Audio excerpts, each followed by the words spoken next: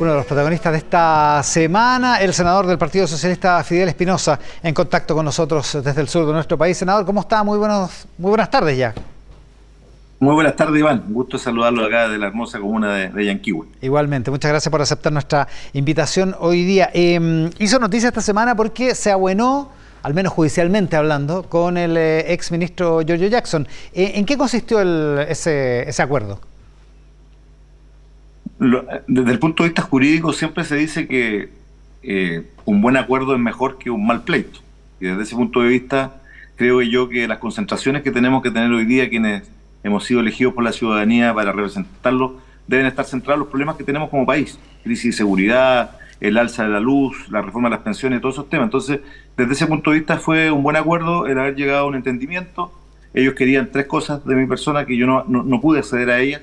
Querían excusas públicas, querían que yo nunca más me refiriera al caso Convenio, eso era imposible porque yo soy querellante en la causa, querían que nunca más me refiriera a la figura del exministro, pero creo que lo mejor que se logró fue esclarecer mis dichos, o sea, que yo reconozca que utilicé palabras que no fueron las más adecuadas en su momento, en ese tuit en particular que fue el que provocó la querella, que mi ánimo nunca fue injuriar, ¿no es cierto?, ni imputarle un delito a Giorgio Jackson, pero sí, yo desde ese punto de vista lo digo ante todo el país, eso no me mueve ni un poco de la crítica de fondo, que es que hubo una reacción tardía de parte de los líderes del Frente Amplio, de Revolución Democrática en particular, encabezados por el propio exministro, porque él era un líder que formó a quienes hoy día están formalizados en este caso, y por lo tanto mi rol de seguir investigando, de seguir siendo querellante, se mantiene intacto, y bueno, a nadie se le va a caer el apellido, ¿no es cierto?, por reconocer de que utilicé conceptos que no fueron los más apropiados, palabras que fueron equívocas y que yo he retirado claramente de manera voluntaria también en el acto conciliatorio, así que fue un buen acuerdo para las dos partes, creo yo. Tampoco se le va a caer una perla de la corona si se disculpa. ¿Por qué no disculparse si efectivamente le causó un daño a Jackson?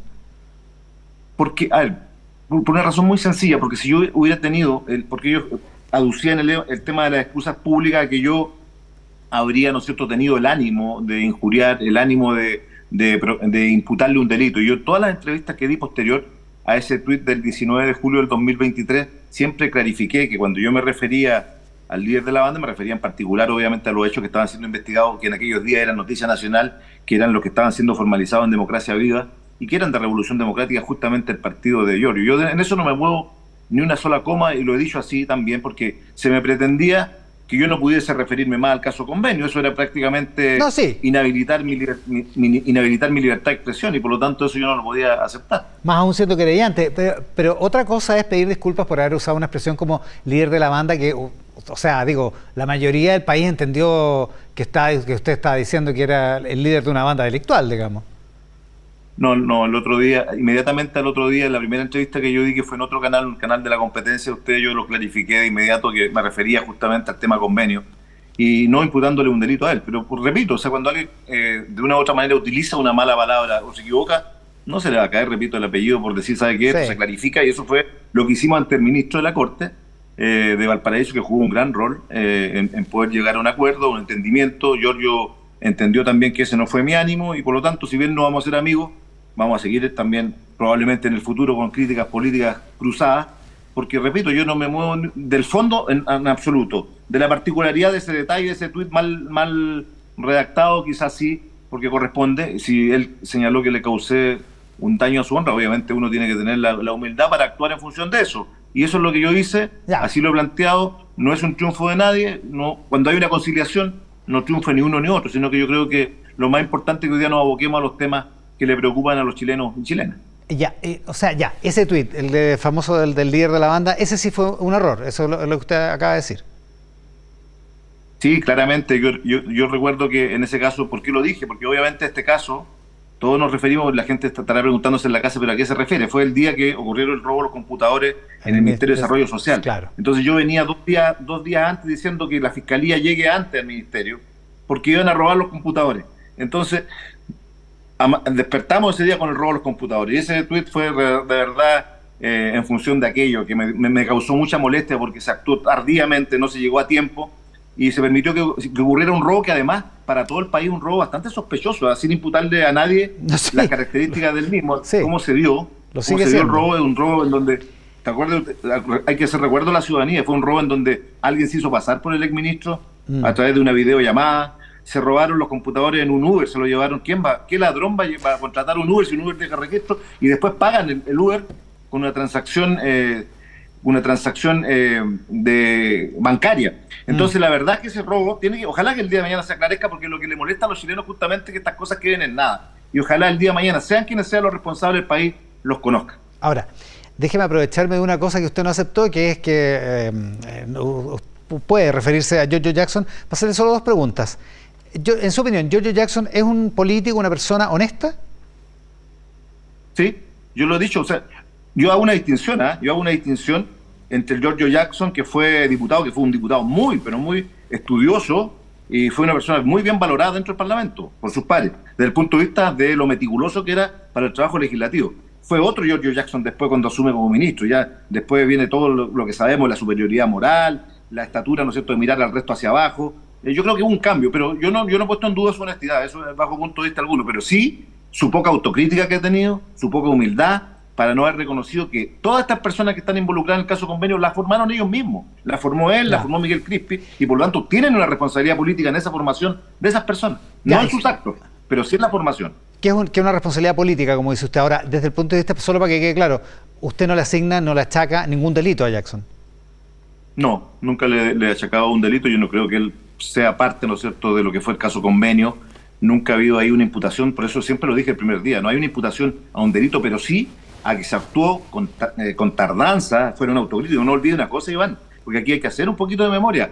Estas personas, ¿no es cierto?, que eran parte del gobierno entonces, entre ellos Miguel Crispi, tuvieron conocimiento de estos hechos antes que salieran a la luz pública. Sí. Tuvieron reuniones por Zoom con los líderes de Revolución Democrática, incluyendo al senador Latorre, que entonces era el presidente de Revolución Democrática. Ellos tenían conocimiento de que estaba ocurriendo lo de Antofagasta y no le avisaron al presidente. Fueron desleales con el presidente, porque La Moneda, en definitiva, supuestamente dijo Crispi, él había escuchado un rumor. Después ya se supo que no fue un rumor. Ellos tenían conocimiento de que habían militantes de su partido que estaban robando la plata de los más humildes, porque aquí estamos hablando de la línea de asentamientos precarios, sí, que es la plata que va dirigida a la gente más humilde de nuestro país, que es la que vive en condiciones bastante inhumanas. Y esa es la crítica política que usted hace, digamos, que es que no se reaccionó a tiempo en un caso que, bueno, un año después todavía seguimos hablando de él, digamos. Mi crítica política apuntaba justamente a que hubo una reacción blanda y tardía de parte de ellos como líderes de un partido, que tenían que haberlo condenado de manera tajante. O sea, no olvidemos que fue la opinión pública, fue una investigación periodística que sacó esta publicación de un diario de Antofagasta, y de ahí claro, todos los medios nosotros fueron tras este caso, que como usted lo señala muy bien, hace una semana acabamos de cumplir un año y siguen cayendo personas formalizadas, tanto en los gobiernos regionales como en el Ministerio de Vivienda y Urbanismo. Ahora, que trabajaban con plata del Ministerio de Vivienda. Déjeme volver a la arista más política. Usted dice, Jackson fue un mejor diputado que ministro, la superioridad moral, en fin, toda una serie de cosas que pueden involucrar al propio exministro Jackson, pero también involucran a su sector político. Desde ese punto de vista, ¿usted cree que la alianza con el Frente Amplio del Partido Socialista en particular es una alianza que no debería repetirse en el futuro? O sea, dentro del partido tenemos dos almas. Hay una alma que es netamente frente amplista, o sea que si pudiesen cometer las atrocidades más grandes se van a quedar callados. Entonces yo no soy de esa alma. Yo soy del alma que creo que si el gobierno está haciendo mal las cosas, la lealtad es votar a favor los proyectos que benefician a la gente, como lo he hecho en todo mi periodo como senador. Yo he votado a favor de todos los proyectos que benefician a la ciudadanía que el gobierno ha puesto.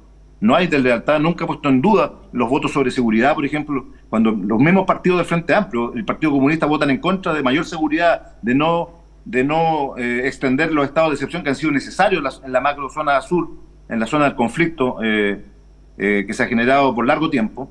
Yo he votado siempre a favor. Entonces hay un alma dentro del partido que encabezada por algunos diputados, colegas, que el gobierno hiciera lo que quisiera, van a quedarse calladitos porque muchas veces es más cómodo estar bien con el gobierno para tener un cargo más, un cargo menos en el gobierno, en los respectivos distritos. Usted dice. Pero hay un alma que somos más críticos, que decimos, ¿sabe qué? Una forma de ser leal con un gobierno es decirle cuando lo están haciendo mal, cuando se equivocan. Como ocurrió esta semana misma. Esta semana misma hubo una situación bastante, yo diría, compleja con el embajador en España, que es criticable que se mantenga ese embajador en España porque le ha hecho daño a las relaciones de nuestro país o la imagen de Chile en el exterior.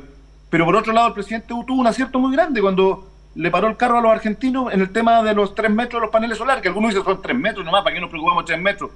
Si los inmigrantes entran por todos lados. pero resulta que esos 3 metros son en una zona estratégica. Cuidado con los argentinos. Esa es una zona estratégica en el futuro de nuestro país, en el sur de Chile. Una zona estratégica porque todos sabemos lo que está pasando con el canal de Panamá, que va a ir perdiendo flujo marítimo en los próximos años, y el estrecho del sur de nuestro país, el estrecho de Magallanes, va a ser vital. Y hoy día Chile tiene, por los tratados internacionales del pasado, tiene predominancia sobre ese territorio, y los argentinos están mirando y quieren compartir. Entonces, cuidado con decir que solo fueron 3 metros, y ahí el presidente estuvo muy bien. Ahora, si tú me preguntas las relaciones futuras, yo soy de los que creo que nosotros tenemos que reanimar, revivir la fuerza que tuvimos con los ex partidos de la Concertación, con la Democracia Cristiana, con el PPD, con los radicales. Soy de esa teoría, y yo sé que dentro del partido hay 2 visiones. Ya. Muchos no comparten lo que estoy diciendo. Yo creo que sí. Tenemos que enfrentar el próximo proceso del otro año con un candidato propio. El socialismo democrático tiene que tener candidato presidencial propio, que surja de una primaria, que surja de un mecanismo participativo, y enfrentarnos justamente al otro sector, que es el Frente Amplio del Partido Comunista, y el que pase a segunda vuelta, bueno, tendremos apoyo recíproco, como lo hicimos en el pasado también cuando apoyamos a Gabriel Boric y le dimos una mayoría de más de 5 millones de votos. Ahora, sería retroceder respecto de lo que tienen ahora para esta elección municipal, donde tienen un pacto amplio que incluye incluso, que llega incluso hasta la democracia cristiana. ¿Usted cree que ese pacto ya es un error? No, Iván, no es un error. ¿Por qué no es un error? Porque las elecciones municipales son distintas y tienen un componente que es bastante claro.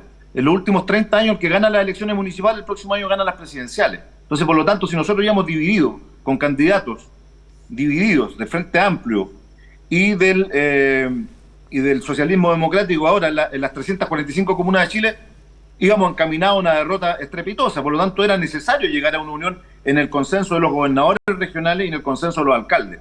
Por lo tanto, este es un pacto electoral, no es una alianza, ¿no es cierto?, de futuro. Creo yo que lo que importa es que este pacto permita enfrentar lo que viene, a lo mejor separados, pero con candidatos presidenciales que representen el alma de cada uno de los sectores. Nosotros creo que tenemos buenas posibilidades de ahí tener una primaria abierta y participativa, compitiendo con ellos, pero en buena lid, para llegar con candidato único a enfrentar, ¿no es cierto?, a la derecha el próximo año. Para llegar con un candidato único a primera vuelta, digamos.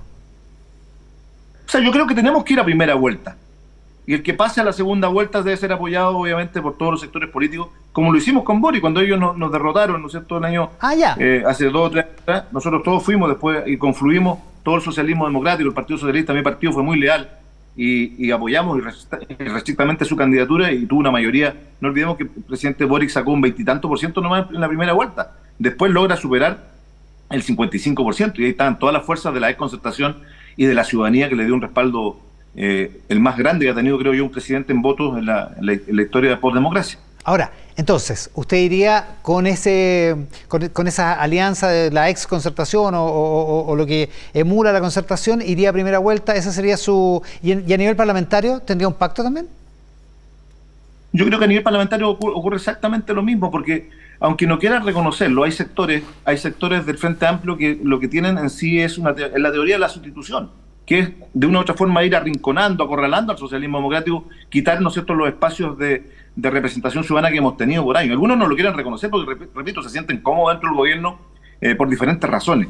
Pero claramente hay senadores como el propio senador Durresti y otros que han dicho claramente que hay una teoría de la sustitución en amplios sectores del Frente Amplio que dicen ya, nosotros somos el partido que vamos a reemplazar a estos partidos que fueron históricos en el pasado. Porque no olvidemos que ellos quisieron renegar de los 30 años de progreso que tuvo Chile con la concertación, porque pueden decir muchas críticas, pero Chile se transformó, recibió un país el año 90 con un 44% de nuestros compatriotas viviendo bajo la línea de pobreza. Construimos carreteras, hospitales, transformamos Chile. 30% de la gente vivía sin luz en el campo. Todo eso lo hizo la concertación en el pasado. Yo me siento orgulloso de ser parte de la historia de esa concertación, que además devolvió la gratuidad a la educación con Michelle Bachelet, que trajo la vivienda sin deuda con Ricardo Lagos, perfeccionada por Michelle Bachelet después.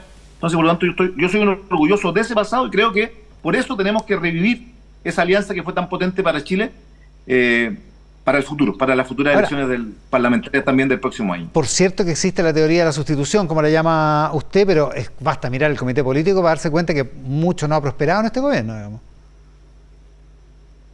No ha prosperado porque justamente yo creo que la validación y la valoración que tiene que tener el eje gobernante hoy día es que el socialismo democrático y en particular el Partido Socialista ha sido un sostén muy importante para el gobierno. creo yo que los ministros más potentes, ¿no es cierto?, están justamente, han emergido del socialismo democrático. Lo dice la ministra del Interior. Manuel Monsalve se ha transformado en un tremendo subsecretario del Interior, valorado por todos los sectores políticos. Álvaro Elizalde de las Express y otros le han dado un sustento, eso no se puede negar. Y por lo tanto, lo importante sí para el futuro es que tenemos que construir mayorías. No podemos vivir lo que viven otros países del continente, como Perú y otros, que no construyendo mayorías, después no terminan sus mandatos, hay una democracia débil. Yo creo que en el futuro, obviamente, la construcción de mayorías es fundamental. Y para eso, construir mayorías se requiere también volver a dialogar con quienes hemos tenido controversia. Yo no me niego a que en el futuro tengamos un pacto electoral y de gobernabilidad con el Frente Amplio, como hoy día lo hemos tenido. Como ellos nos invitaron a participar del gobierno, y repito, el Partido Socialista ha sido un actor relevante en este gobierno para que esté posicionado al menos, ¿no es cierto?, con un 30-35% de apoyo ciudadano, a pesar de todas las vicisitudes y dificultades que ha tenido. Sin reforma, no hemos sacado la reforma adelante. Tenemos que sacar la reforma de las pensiones porque sería un fracaso para la política chilena si no mejoramos las pensiones de la gente que más lo necesita. Y ahí la derecha tiene que tener también, dejar de lado sus mezquindades, porque este gobierno ya le ha perdonado cosas a la ISAPRE. Le perdonó a la ISAPRE que injustamente por largos años, ¿no es cierto?, violentaron sobre todo a las mujeres de este país. Este gobierno llegó a un acuerdo con Ponce Lerú. Por 30 años le entregamos litio y los nietos de Pinochet van a ser los grandes beneficiados. Entonces, por lo tanto, Chile lo que merece hoy día, de mi punto de vista, Chile lo que merece es una buena reforma de las pensiones, y para eso la derecha también tiene que dejar de lado el egoísmo de no querer ser parte de que este gobierno saque la reforma de las pensiones. Eso sería desastroso. El senador Fidel Espinosa del Partido Socialista esta mañana aquí en Mesa Central. Senador, muchísimas gracias por la gentileza. Un abrazo, Esteban.